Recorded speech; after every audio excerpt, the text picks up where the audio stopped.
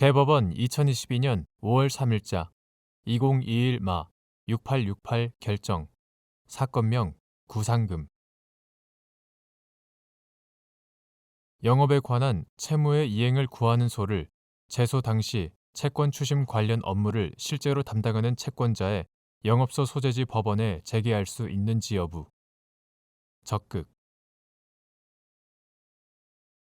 민법 제467조 제2항에 영업에 관한 채무는 영업과 관련성이 인정되는 채무를 의미하고 현 영업소는 변제 당시를 기준으로 그 채무와 관련된 채권자의 영업소로서 주된 영업소, 본점, 주된 영업소에 한정되는 것이 아니라 그 채권의 추심 관련 업무를 실제로 담당하는 영업소까지 포함된다.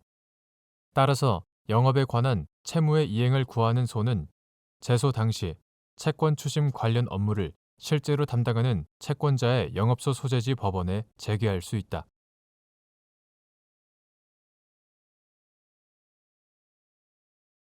대법원 2022년 5월 12일 선고 2017-278-187 판결 사건명 부당이득금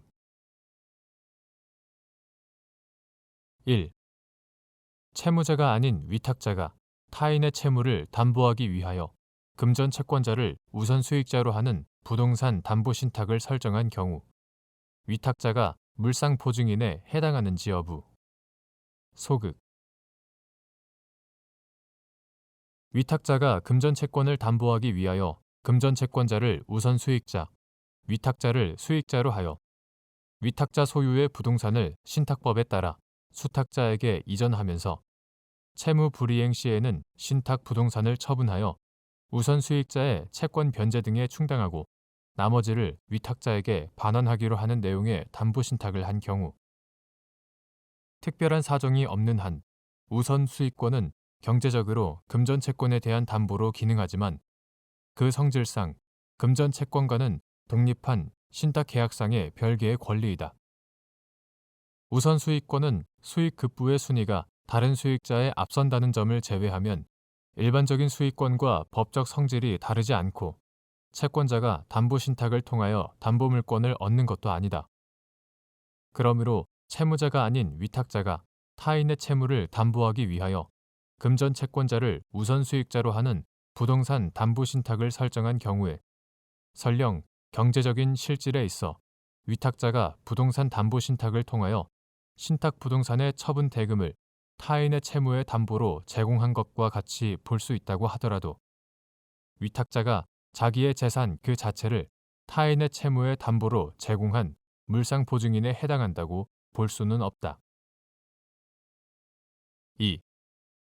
채무자가 아닌 제3자인 위탁자가 채권자를 우선 수익자로 정하여 부동산 담보 신탁을 한 경우 채권자의 우선 수익권에 대한 보증인의 변제자 대위도 보증인과 물상보증인 상호 간의 관계와 마찬가지로 인원수에 비례하여 채권자를 대위하는 제한을 받는지 여부. 적극 민법 제482조 제2항 제4호, 제5호가 물상보증인 상호 간에는 재산의 가액에 비례하여 부담 부분을 정하도록 하면서 보증인과 물상보증인 상호 간에는 보증인의 총 재산의 가액이나 자령 여부, 물상보증인이 담보로 제공한 재산의 가액 등을 고려하지 않고 형식적으로 인원수에 비례하여 평등하게 대위 비율을 결정하도록 규정한 것은 인적 무한 책임을 부담하는 보증인과 물적 유한 책임을 부담하는 물상보증인 사이에는 보증인 상호간이나 물상보증인 상호간과 같이 상호 이해 조정을 위한 합리적인 기준을 정하는 것이 곤란하고 당사자 간에 특약이 있다는 등의 특별한 사정이 없는 한 오히려 인원수에 따라 대위 비율을 정하는 것이 공평하고 법률 관계를 간명하게 처리할 수 있어 합리적이며 그것이 대위자의 통상의 의사 내지 기대에 부합하기 때문이다. 그리고 이와 같이 법정 대위자 상호 간의 관계에 관하여 민법 제482조 제2항 제5호가 보증인과 물상보증인 사이에 우열을 인정하지 않고 양자를 동등하게 취급하여 그에 따라 변제자 대위를 제한하거나 같은 항 제4호가 물상 보증인 상호 간에 그 재산의 가액에 따라 변제자 대위의 범위를 제한하거나 민법의 해석상 공동 보증인 상호 간의 변제자 대위가 구상권의 범위에 따라 제한된다고 보는 것은 변제자 대위의 순환을 방지하여 혼란을 피하고 채무자의 무자력 위험을 보증인과 물상 보증인 등 법정 대위자 어느 일방이 종국적으로 부담하지 않도록 함으로써 당사자 사이의 공평을 도모하고자 하는데 그 취지가 있다. 이러한 취지에 비추어 볼 때 채무자가 아닌 제3자인 위탁자가 채권자를 우선수익자로 정하여 부동산 담보 신탁을 한 경우에 채권자가 가지는 우선수익권이 민법 제481조, 제482조 제1항에 의하여 보증채무를 이행한 보증인이 법정 대위할 수 있는 담보에 관한 권리에 해당한다고 하더라도 먼저 보증채무를 이행한 보증인이 채권자의 우선수익권에 대하여 아무런 제한 없이 보증채무를 이행한 전액에 대하여 변제자 대위를 할 수 있다고 볼 수는 없으며 다른 기준이나 별도의 약정 등 특별한 사정이 없는 이상 채권자의 우선수익권에 대한 보증인의 변제자 대위도 인원수에 비례하여 채권자를 대위할 수 있다고 보는 것이 대위자 상호 간의 합리적이고 통상적인 기대에도 부합한다고 할 것이므로 채권자의 우선수익권에 대한 보증인의 변제자 대위도 보증인과 물상보증인 상호 간의 관계와 마찬가지로 그 인원수에 비례하여 채권자를 대위하는 제한을 받는다고 해석함이 타당하다.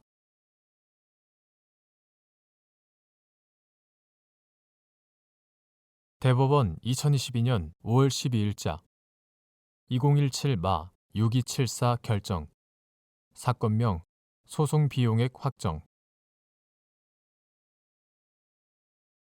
변호사 보수의 소송비용 산입에 관한 규칙 제6조 제1항에서 정한 변호사 보수의 감액 사유인 현저히 부당하다고 인정되는 경우의 의미 소송비용액 확정 절차에서 소송비용 부담에 관한 재판에서 확정한 상환 의무 자체의 범위를 심리 판단하거나 변경할 수 있는지 여부 소극 변호사 보수의 소송비용 산입에 관한 규칙 이하 보수 규칙이라 한다. 제6조 제1항은 보수 규칙 제3조 및 제5조에 따라 산정한 변호사 보수 전부를 소송비용에 산입하는 것이 현저히 부당하다고 인정되는 경우에는 법원은 상당한 정도까지 감액 산정할 수 있다고 정한다. 여기서 현저히 부당하다고 인정되는 경우란 소송 목적의 값, 보수 규칙 제3조 및 제5조에 따라 산정한 보수액의 규모, 소송의 경과와 기간, 소송 종결 사유, 사건의 성질과 난이도, 변호사가 들인 노력의 정도 등 여러 사정에 비추어 볼 때 보수 규칙 제3조 및 제5조에 따른 산정액 전부를 소송비용으로 인정하여 상대방에게 상환을 명하는 것이 공정이나 형평의 이념에 반하는 결과를 가져오는 경우를 말한다. 한편 소송비용액 확정 절차에서는 상환할 소송비용의 액수를 정할 수 있을 뿐 소송비용 부담에 관한 재판에서 확정한 상환 의무 자체의 범위를 심리 판단하거나 변경할 수 없다.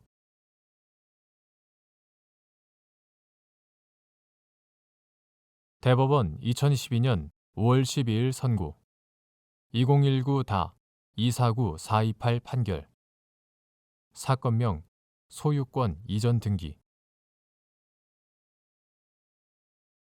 1. 취득시효에서 소유의 의사에 관한 증명책임 및 민법 제197조 제1항에 따른 자주점유의 추정이 깨어지는 경우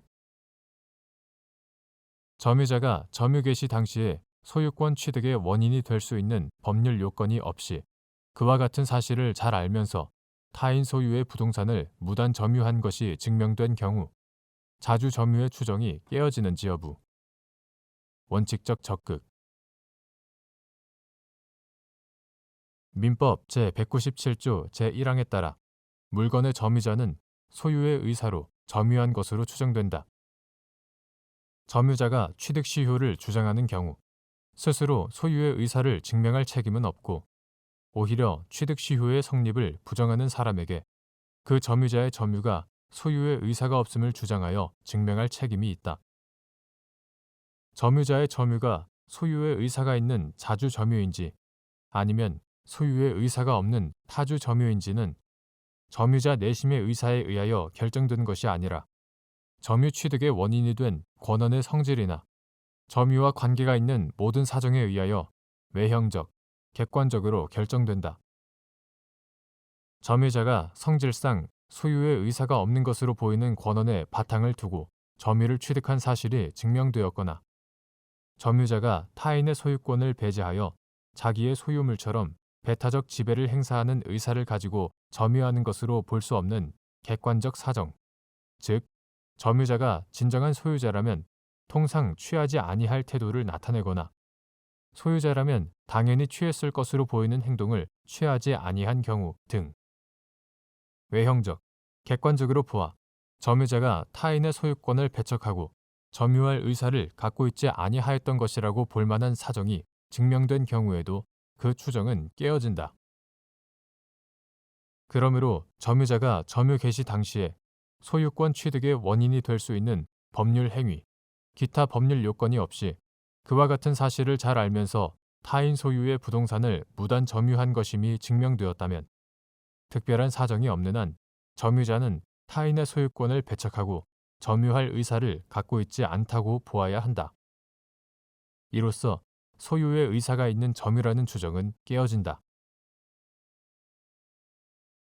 2. 부동산에 관한 계약 명의 신탁의 법률 관계. 부동산 실권리자 명의 등기에 관한 법률 제4조 제1항은 명의 신탁 약정은 무효로 한다. 제2항은 명의 신탁 약정에 따른 등기로 이루어진 부동산에 관한 물권 변동은 무효로 한다. 다만 부동산에 관한 물권을 취득하기 위한 계약에서 명의 수탁자가 어느 한쪽 당사자가 되고 상대방 당사자는 명의 신탁 약정이 있다는 사실을 알지 못한 경우에는 그러하지 아니하다라고 규정한다. 따라서 명의 신탁자와 명의 수탁자가 명의 신탁 약정을 맺고 그에 따라 명의 수탁자가 당사자가 되어 소유자와 부동산 매매 계약을 체결하는 계약 명의 신탁에서 부동산의 소유자가 명의 신탁 약정을 알면서 매매 계약을 체결하고 명의 수탁자 앞으로 부동산의 소유권 이전 등기를 마쳤다면 명의 수탁자 명의의 소유권 이전 등기는 무효가 되고 부동산의 소유권은 소유자에게 그대로 남아있게 되므로 소유자와 매매 계약 관계가 없는 명의 신탁자는 소유자를 상대로 소유권 이전 등기 청구를 할 수 없다. 부동산의 소유자가 명의 신탁 약정을 알지 못한 채 매매 계약을 체결하고 명의 수탁자 앞으로 부동산의 소유권 이전 등기를 마쳤다면 명의 신탁 약정이 무효라도 소유권 이전 등기는 유효하고 명의 수탁자는 완전한 소유권을 취득하게 된다. 3. 계약 명의 신탁에서 명의 신탁자가 명의 신탁 약정에 따라 부동산을 점유하는 경우 자주 점유의 추정이 깨어지는지 여부. 원칙적 적극. 계약 명의 신탁에서 명의 신탁자는 부동산의 소유자가 명의 신탁 약정을 알았는지 여부와 관계없이 부동산의 소유권을 갖지 못할 뿐만 아니라 매매 계약의 당사자도 아니어서 소유자를 상대로 소유권 이전 등기 청구를 할 수 없고 이는 명의 신탁자도 잘 알고 있다고 보아야 한다. 명의 신탁자가 명의 신탁 약정에 따라 부동산을 점유한다면 명의 신탁자에게 점유할 다른 권한이 인정되는 등의 특별한 사정이 없는 한 명의 신탁자는 소유권 취득의 원인이 되는 법률 요건이 없이 그와 같은 사실을 잘 알면서 타인의 부동산을 점유한 것이다. 이러한 명의 신탁자는 타인의 소유권을 배척하고 점유할 의사를 가지지 않았다고 할 것이므로 소유의 의사로 점유한다는 추정은 깨어진다.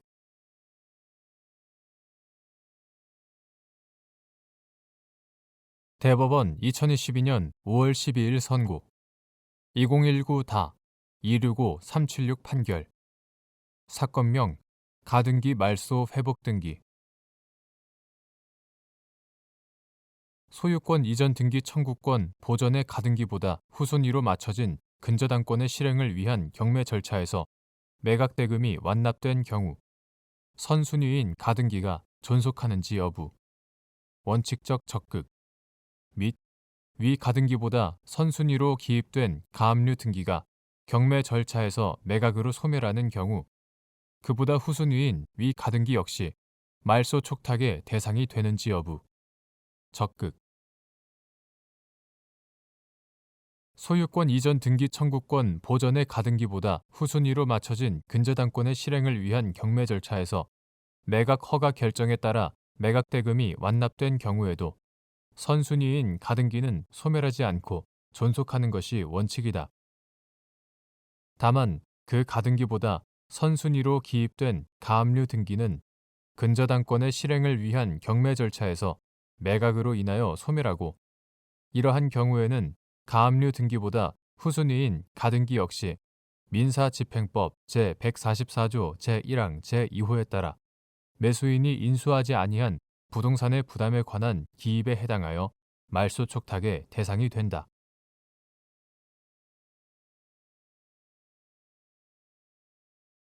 대법원 2022년 5월 12일 선고 2020-278-873 판결. 사건명 손해배상 기. 1. 약관 조항이 고객에 대하여 부당하게 불리한 조항으로서 신의성실의 원칙을 위반하여 공정성을 잃은 약관 조항이라는 이유로 무효라고 보기 위한 요건 및 이를 판단하는 기준. 약관의 규제에 관한 법률 제6조 제1항, 제2항 제1호에 따라 고객에 대하여 부당하게 불리한 조항으로서 신의성실의 원칙을 위반하여 공정성을 잃은 약관 조항이라는 이유로 무효라고 보기 위해서는 약관 조항이 고객에게 다소 불이익하다는 점만으로는 부족하고 약관 작성자가 거래상의 지위를 남용하여 계약 상대방의 정당한 이익과 합리적인 기대에 반하여 형평에 어긋나는 약관 조항을 작성, 사용함으로써 건전한 거래 질서를 훼손하는 등 고객에게 부당하게 불이익을 주었다는 점이 인정되어야 한다. 그리고 이와 같이 약관 조항의 무효 사유에 해당하는 고객에게 부당하게 불리한 조항인지는 약관 조항에 의하여 고객에게 생길 수 있는 불이익의 내용과 불이익 발생의 개연성, 당사자들 사이의 거래 과정에 미치는 영향, 관계 법령의 규정 등 모든 사정을 종합하여 판단하여야 한다. 2. 갑 주식회사가 을 주식회사와 특정 권역 내에서 갑 회사가 제공하는 방송, 통신 서비스의 가입 등 영업 업무 등을 을 회사에 위탁하기로 하는 업무 위탁 계약을 체결하면서 을 회사에 정액으로 지급되는 영업 활동비와 실적에 따라 지급되는 실적 비례비로 이루어진 기본 수수료 등을 지급하기로 약정하였는데 그 후 기본 수수료 체계를 서비스별 실적 건수에 따른 기본 활동비와 점수 구간에 따라 차등 지급되는 실적 비례비로 변경하는 내용의 추가 계약서를 작성한 사안에서 기본 수수료 지급 기준을 변경한 추가 계약서 조항은 을 회사에 부당하게 불리한 조항으로서 약관의 규제에 관한 법률 제6조 제1항에서 정한 신의성실의 원칙을 위반하여 공정성을 잃은 약관 조항에 해당하여 무효라고 한 사례.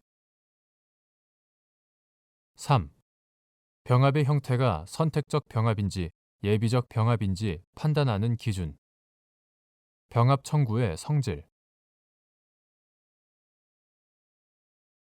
병합의 형태가 선택적 병합인지 예비적 병합인지는 당사자의 의사가 아닌 병합 청구의 성질을 기준으로 판단하여야 한다.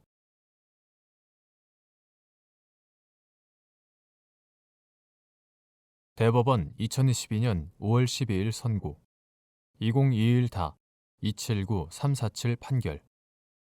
사건명 주주 대표 소송 손해배상. 1. 주식회사의 이사는 대표이사나 업무 담당 이사가 법령을 준수하여 업무를 수행하도록 감시, 감독할 의무를 부담하는지 여부. 적극. 및 이는 사회이사 등 회사의 상무에 종사하지 않는 이사도 마찬가지인지 여부. 적극. 주식회사의 이사가 대표이사나 업무 담당 이사의 업무 집행이 위법하다고 의심할 만한 사유가 있는데도 고의 또는 과실로 감시 의무를 위반하여 이를 방치한 경우, 이로 인해 회사가 입은 손해에 대하여 상법 제399조 제1항에 따른 배상 책임을 지는지 여부. 적극. 이사가 고의 또는 과실로 법령 또는 정관에 위반한 행위를 하거나 그 임무를 게을리한 경우에는 그 이사는 회사에 대하여 연대하여 손해를 배상할 책임이 있다. 상법 제399조 제1항. 주식회사의 이사는 담당 업무는 물론 대표이사나 업무 담당 이사의 업무 집행을 감시할 의무가 있으므로 스스로 법령을 준수해야 할 뿐 아니라 대표이사나 다른 업무 담당 이사도 법령을 준수하여 업무를 수행하도록 감시, 감독하여야 할 의무를 부담한다. 이러한 감시, 감독 의무는 사회이사 등 회사의 상무에 종사하지 않는 이사라고 하여 달리 볼 것은 아니다. 따라서 주식회사의 이사가 대표이사나 업무 담당 이사의 업무 집행이 위법하다고 의심할 만한 사유가 있음에도 고의 또는 과실로 인하여 감시 의무를 위반하여 이를 방치한 때에는 이로 말미암아 회사가 입은 손해에 대하여 상법 제399조 제1항에 따른 배상 책임을 진다. 2. 대규모 회사에서 대표이사나 일부 이사들만이 내부적인 사무 분장에 따라 각자의 전문 분야를 전담하여 처리하는 것이 불가피한 경우, 이사가 부담하는 감시 의무의 내용, 업무 집행을 담당하지 않는 사회이사 등이 감시 의무를 위반한 것으로 인정될 수 있는 경우, 이사의 감시 의무의 구체적인 내용은 회사의 규모나 조직, 업종, 법령의 규제, 영업 상황 및 재무 상태에 따라 크게 다를 수 있다. 특히 고도로 분업화되고 전문화된 대규모 회사에서 대표이사나 일부 이사들만이 내부적인 사무 분장에 따라 각자의 전문 분야를 전담하여 처리하는 것이 불가피한 경우에도 모든 이사는 적어도 회사의 목적이나 규모, 영업의 성격 및 법령의 규제 등에 비추어 높은 법적 위험이 예상되는 업무와 관련해서는 제반 법규를 체계적으로 파악하여 그 준수 여부를 관리하고 위반 사실을 발견한 경우 즉시 신고 또는 보고하여 시정 조치를 강구할 수 있는 형태의 내부 통제 시스템을 구축하여 작동되도록 하는 방식으로 감시 의무를 이행하여야 한다. 다만 회사의 업무 집행을 담당하지 않는 사회이사 등은 내부 통제 시스템이 전혀 구축되어 있지 않는데도 내부 통제 시스템 구축을 촉구하는 등의 노력을 하지 않거나 내부 통제 시스템이 구축되어 있더라도 제대로 운영되고 있지 않다고 의심할 만한 사유가 있는데도 이를 외면하고 방치하는 등의 경우에 감시 의무 위반으로 인정될 수 있다. 3. 이사가 법령 등을 위반한 행위를 하거나 임무를 게을리하여 회사의 손해배상 책임을 지는 경우, 임무 위반의 경위 등 재반 사정을 참작하여 손해배상액을 제한할 수 있는지 여부. 적극. 및 이때 손해배상액 제한의 참작 사유에 관한 사실 인정이나 제한 비율의 결정이 사실심의 전권 사항인지 여부. 원칙적 적극. 이사가 고의 또는 과실로 법령 또는 정관에 위반한 행위를 하거나 그 임무를 게을리 함으로써 회사에 대하여 손해를 배상할 책임이 있는 경우에 그 손해배상의 범위를 정함에 있어서는 당해 사업의 내용과 성격, 당해 이사의 임무 위반의 경위 및 임무 위반 행위의 태양, 회사의 손해 발생 및 확대에 관여된 객관적인 사정이나 그 정도, 평소 이사의 회사에 대한 공헌도, 임무 위반 행위로 인한 당해 이사의 이득 유무, 회사의 조직 체계의 흠결 유무나 위험 관리 체제의 구축 여부 등 재반 사정을 참작하여 손해분담의 공평이라는 손해배상 제도의 이념에 비추어 그 손해배상액을 제한할 수 있는데, 이때 손해배상액 제한의 참작 사유에 관한 사실 인정이나 그 제한의 비율을 정하는 것은 그것이 형평의 원칙에 비추어 현저히 불합리한 것이 아닌 한 사실심의 전권 사항이다.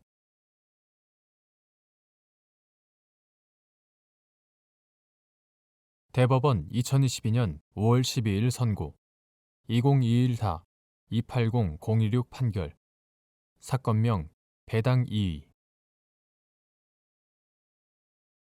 가압류 채권자에 대한 배당액을 공탁한 뒤 공탁금을 가압류 채권자에게 전액 지급할 수 없어서 추가 배당이 실시됨에 따라 배당표가 변경되는 경우 배당 요구에 의한 소멸시효 중단의 효력이 추가 배당표가 확정될 때까지 계속되는지 여부. 적극. 채권자가 배당 요구의 방법으로 권리를 행사하여 경매 절차에 참가하였다면 그 배당 요구는 민법 제168조 제2호의 압류에 준하는 것으로서 배당 요구에 관련된 채권에 관하여 소멸시효를 중단하는 효력이 생긴다. 배당을 받아야 할 채권자 중 가압류 채권자가 있어 그에 대한 배당액이 공탁된 경우 공탁된 배당금이 가압류 채권자에게 지급될 때까지 배당 절차가 종료되었다고 단정할 수 없다. 따라서 가압류 채권자에 대한 배당액을 공탁한 뒤 그 공탁금을 가압류 채권자에게 전액 지급할 수 없어서 추가 배당이 실시됨에 따라 배당표가 변경되는 경우에는 추가 배당표가 확정되는 시점까지 배당 요구에 의한 권리 행사가 계속된다고 볼 수 있으므로 그 권리 행사로 인한 소멸시효 중단의 효력은 추가 배당표가 확정될 때까지 계속된다.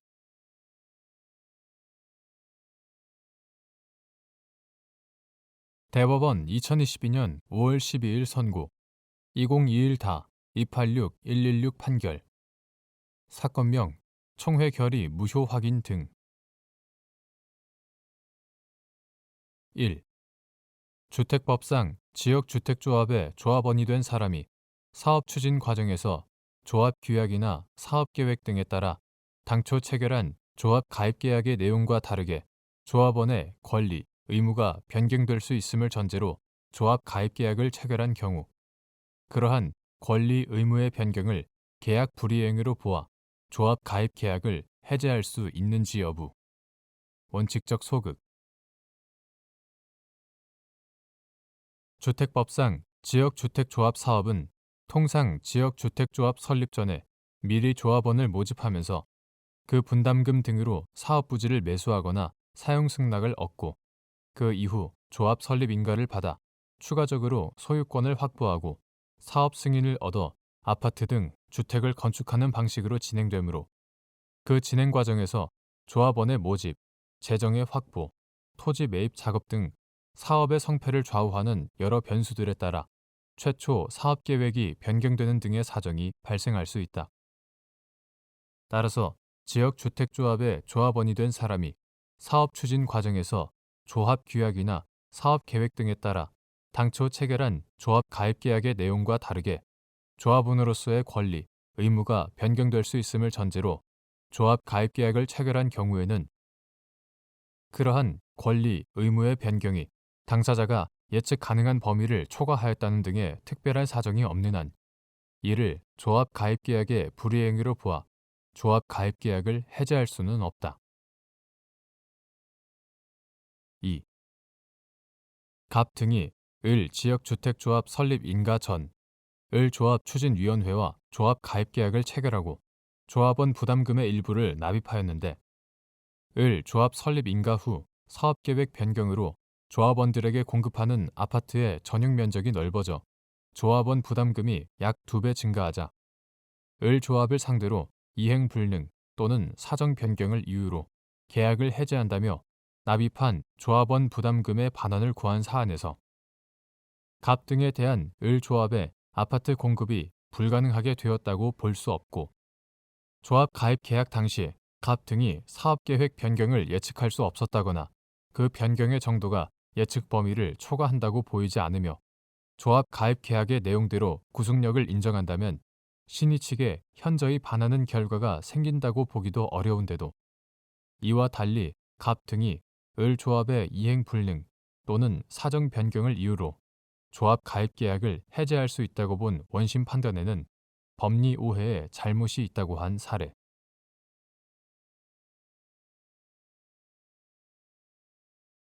대법원 2022년 5월 12일 선고 2022다 200904 판결 사건명 무효 확인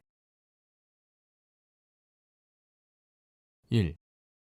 개별 새마을 금고의 임직원이 새마을 금고법 또는 이에 따른 명령이나 정관으로 정한 절차, 의무를 이행하지 아니한 경우 새마을 금고 중앙회의 회장이 개별 금고의 임직원에 대하여 직접 제재 처분을 할 수 있는지 여부.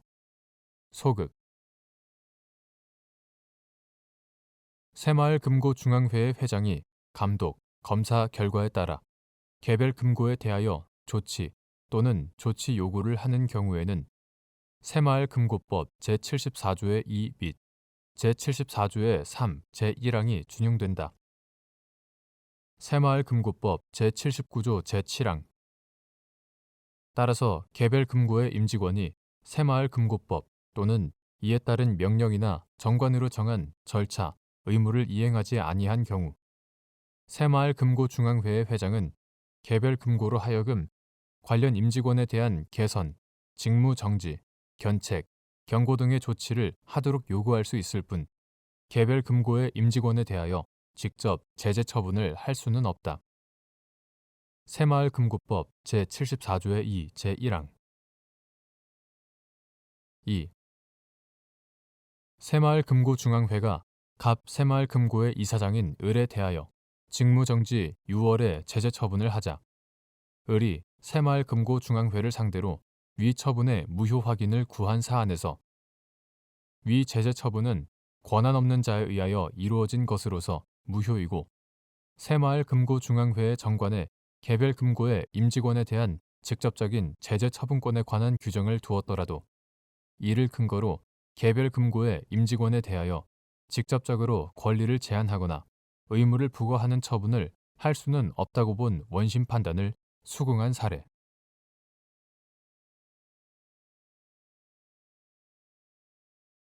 대법원 2022년 5월 12일 선고 2022다 203798 판결 사건명 임금 1. 근로기준법 제56조에 따라 휴일 근로수당을 지급하여야 하는 휴일 근로에 단체 협약이나 취업규칙 등에 의하여 휴일로 정하여진 날의 근로가 포함되는지 여부, 적극 및 휴일로 정하였는지 판단하는 기준. 근로기준법 2018년 3월 20일 법률 제15513호로 개정되기 전의 것. 제56조에 따라 휴일 근로수당으로 통상임금의 100분의 50 이상을 가산하여 지급하여야 하는 휴일 근로에는 같은 법 제55조 소정의 주휴일 근로뿐만 아니라 단체 협약이나 취업 규칙 등에 의하여 휴일로 정하여진 날의 근로도 포함된다.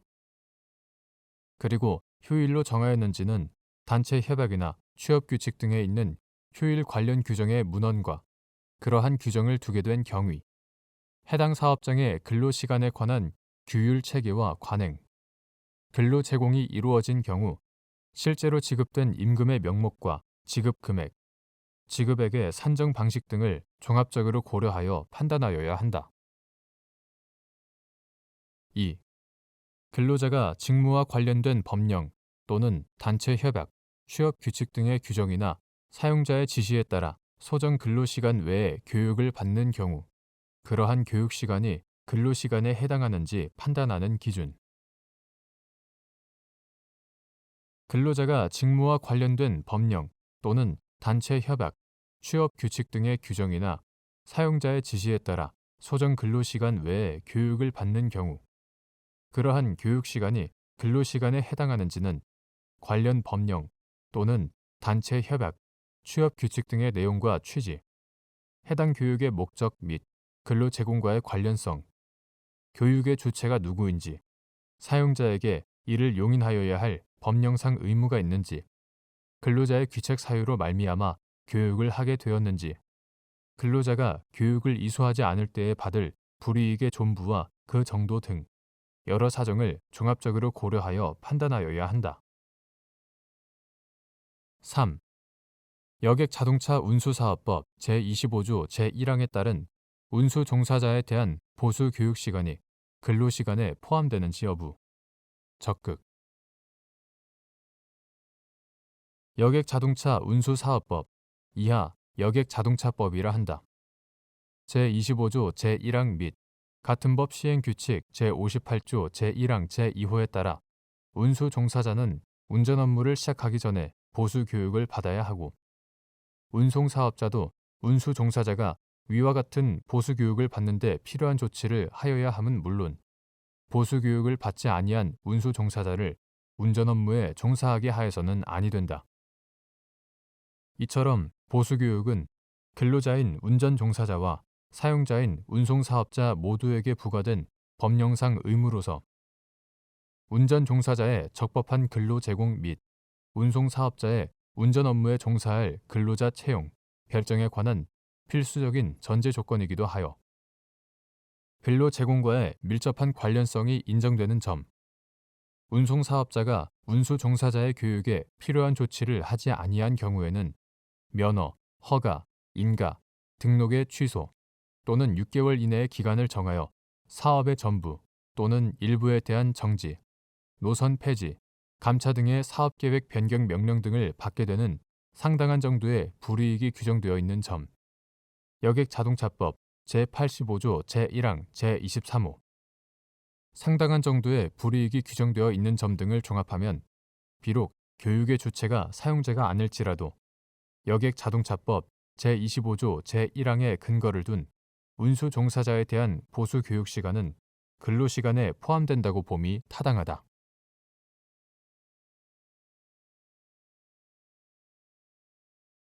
대법원 2022년 5월 13일 선고 2018-224-781 판결 사건명 물품 대금 원인 채무의 지급을 위해 어음을 배서 양도한 경우 어음금이 지급되어 어음상 채무가 소멸하면 원인 채무도 함께 소멸하는지 여부. 적극. 및 이때 어음금 지급 행위가 부인되어 어음 소지인인 상대방이 어음금을 반환한 경우 채무자 회생 및 파산에 관한 법률 제109조 제1항에 따라 소멸했던 어음상 채권이 회복되고 어음상 채권의 소멸로 인해 함께 소멸했던 원인 채권도 회복되는지 여부. 적극. 채무자 회생 및 파산에 관한 법률 이하 채무자 회생법이라 한다.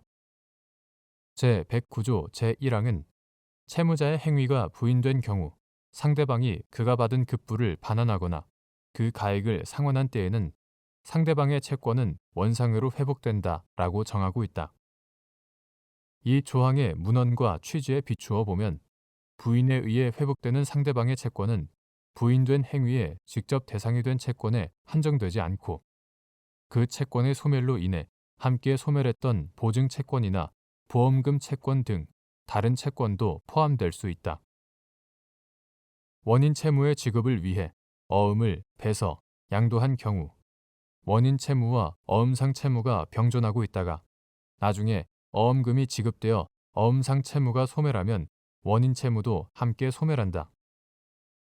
이러한 경우 어음금 지급 행위가 부인되어 어음 소지인인 상대방이 어음금을 반환한 때에는 채무자 회생법 제109조 제1항에 따라 소멸했던 어음상 채권이 회복되고 어음상 채권의 소멸로 인해 함께 소멸했던 원인 채권도 회복된다고 봄이 타당하다.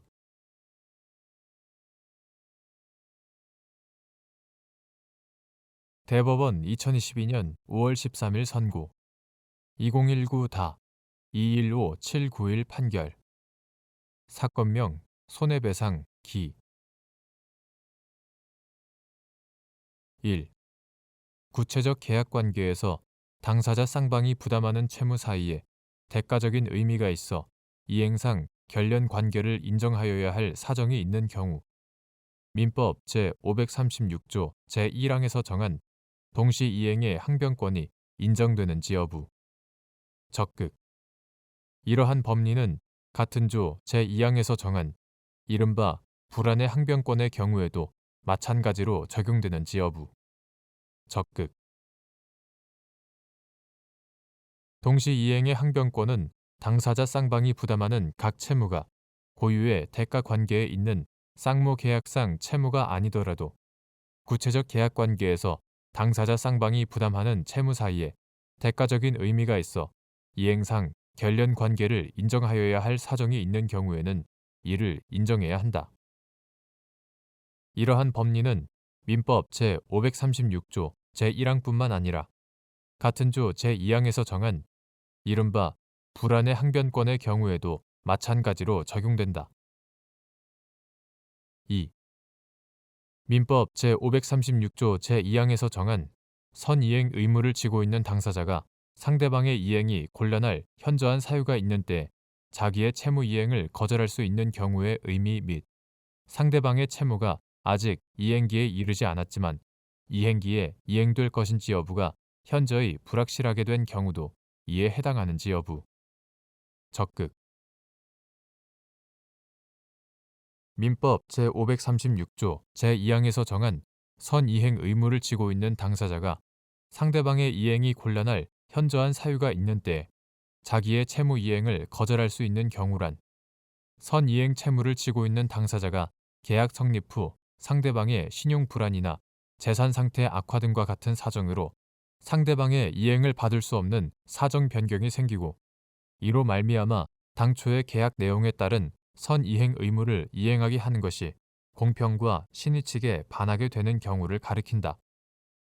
상대방의 채무가 아직 이행기에 이르지 않았지만 이행기에 이행될 것인지 여부가 현저히 불확실하게 된 경우에는 선이행 채무를 지고 있는 당사자에게 상대방의 이행이 확실하게 될 때까지 선이행 의무의 이행을 거절할 수 있다.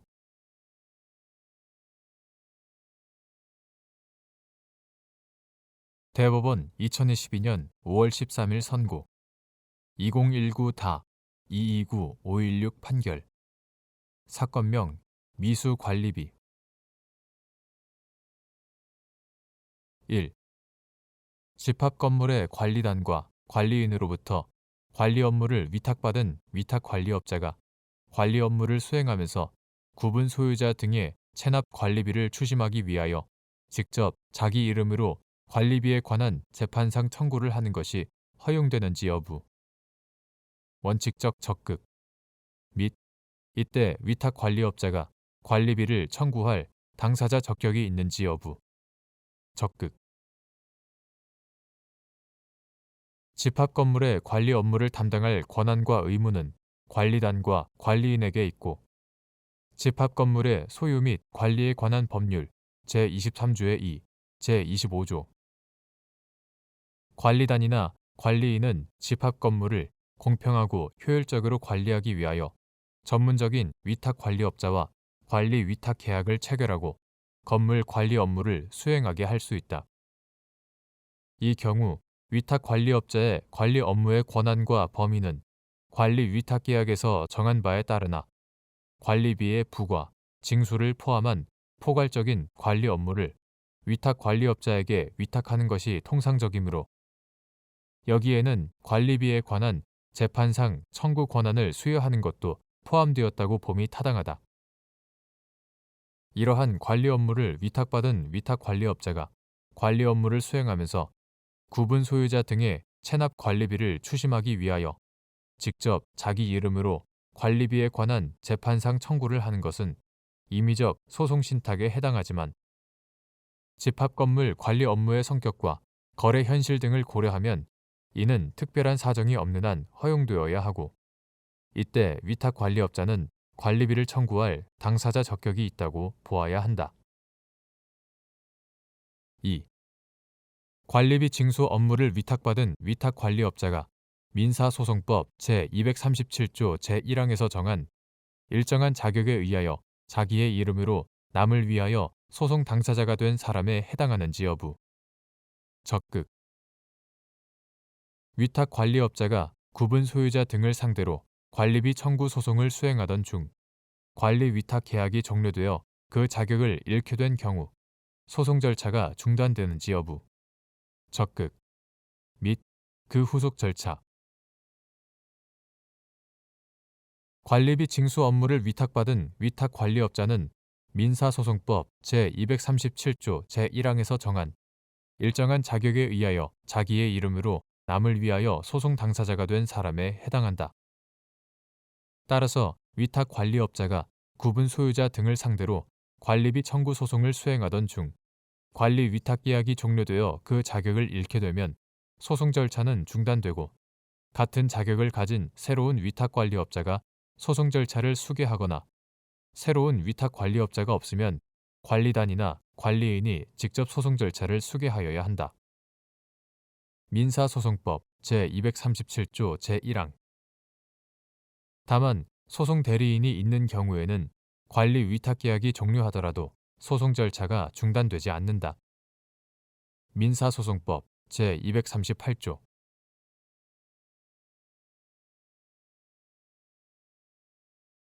대법원 2022년 5월 13일 선고 2019-270163 판결. 사건명 회계장부와 서류의 열람 및 등사 청구의 소. 상법 제466조 제1항에서 정한 소수 주주의 회계장부 등에 대한 열람, 등사 청구권을 행사할 때 요구되는 이유 기재의 정도. 열람, 등사 청구의 부당성에 관한 주장, 증명 책임의 소재. 회사. 상법 제466조 제1항은 회사 발행 주식의 총수 중 100분의 3 이상에 해당하는 주식을 가진 주주의 회계장부 등에 대한 열람, 등사 청구권을 인정하고 있다. 주주가 상법상 인정되는 이사해임 청구권. 상법 제385조. 위법행위 유지 청구권. 상법 제402조. 대표 소송권. 상법 제403조. 등 각종 권한을 행사하려면 회사의 업무나 재산 상태에 대해 정확한 지식과 적절한 정보를 가지고 있어야 한다.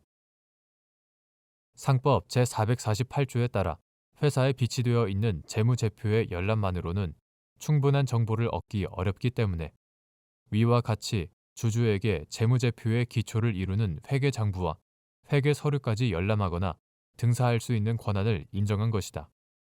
상법 제466조 제1항은 이유를 붙인 서면으로 열람, 등사를 청구할 수 있다고 정한다.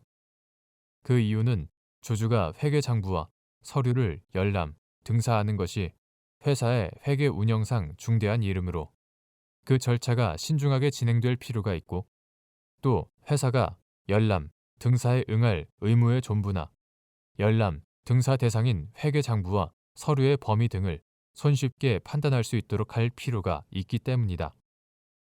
주주가 제출하는 열람, 등사 청구서에 붙인 이유는 회사가 열람, 등사에 응할 의무의 존부를 판단하거나 열람, 등사에 제공할 회계장부와 서류의 범위 등을 확인할 수 있을 정도로 열람, 등사 청구권 행사에 이르게 된 경위와 행사의 목적 등이 구체적으로 기재되면 충분하고 더 나아가 그 이유가 사실일지도 모른다는 합리적 의심이 생기게 할 정도로 기재하거나 그 이유를 뒷받침하는 자료를 첨부할 필요는 없다. 이와 달리 주주가 열람, 등사 청구서에 이유가 사실일지도 모른다는 합리적 의심이 생기게 할 정도로 기재해야 한다면 회사의 업무 등에 관하여 적절한 정보를 가지고 있지 않는 주주에게 과중한 부담을 줌으로써 주주의 권리를 크게 제한하게 되고 그에 따라 주주가 회사의 업무 등에 관한 정보를 확인할 수 있도록 열람, 등사 청구권을 부여한 상법의 취지에 반하는 결과가 초래되어 부당하다. 다만 이유 기재 자체로 그 내용이 허위이거나 목적이 부당함이 명백한 경우 등에는 적법하게 이유를 붙였다고 볼 수 없으므로 이러한 열람, 등사 청구는 허용될 수 없다. 또 이른바 모색적 증거 수집을 위한 열람, 등사 청구도 허용될 수 없으나 열람, 등사 청구권이 기본적으로 회사의 업무 등에 관한 정보가 부족한 주주에게 필요한 정보 획득과 자료 수집을 위한 기회를 부여하는 것이라는 사정을 고려할 때 모색적 증거 수집에 해당하는지는 신중하고 엄격하게 판단해야 한다. 한편 주주로부터 열람, 등사 청구를 받은 회사는 상법 제466조 제2항에 따라 열람, 등사 청구의 부당성, 이를테면 열람, 등사 청구가 허위 사실에 근거한 것이라든가 부당한 목적을 위한 것이라든가 하는 사정을 주장 증명함으로써 열람, 등사 의무에서 벗어날 수 있다.